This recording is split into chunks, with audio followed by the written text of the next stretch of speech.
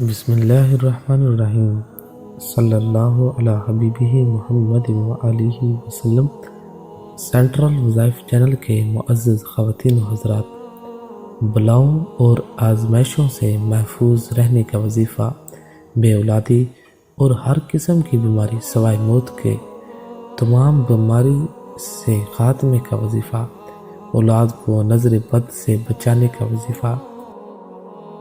تو خواتین و حضرات، امام علی بن موسیٰ رضا سلام اللہ رضوان اللہ تعالیٰ علیہ اجمعین، آپ کی ولادت 11 ذی القعدہ میں ہوئی تھی۔ آپ کی بارگاہ میں ایک شخص نے آپ سے شکایت کی کہ 2 چیزوں کا اس کو مسئلہ پیش آ رہا ہے۔ 2 چیزوں میں ایک ہمیشہ بیمار رہتا ہے اور دوسرا اس کی اولاد نہیں ہے۔ آپ سنیں آپ نے اسے کیا فرمایا۔ فرمایا کہ جب چاند دکھے تو 2 نفل نماز پڑھیں تو اس سے فائدہ یہ ہوگا کہ سارا مہینہ آفات و بلیات، دشمنوں کے حسد، جادو کے اثرات سے محفوظ رہے گا۔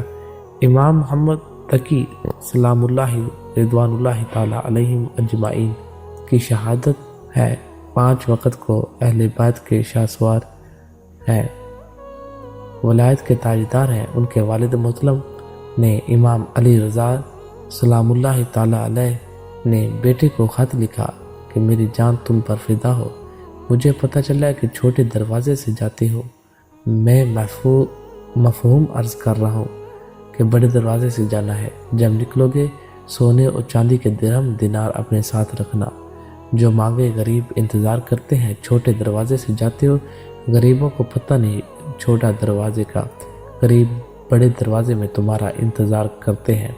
اور دیکھو خیال کرنا، اگر تمہارا چچا ملے تو کم از کم اسے 5 دینار سونے کے دینا، اگر وہ نہ رکھے تو اسے پھر بھی دینا، اور صلہ رحمی کرنا اپنے رشتہ داروں کو۔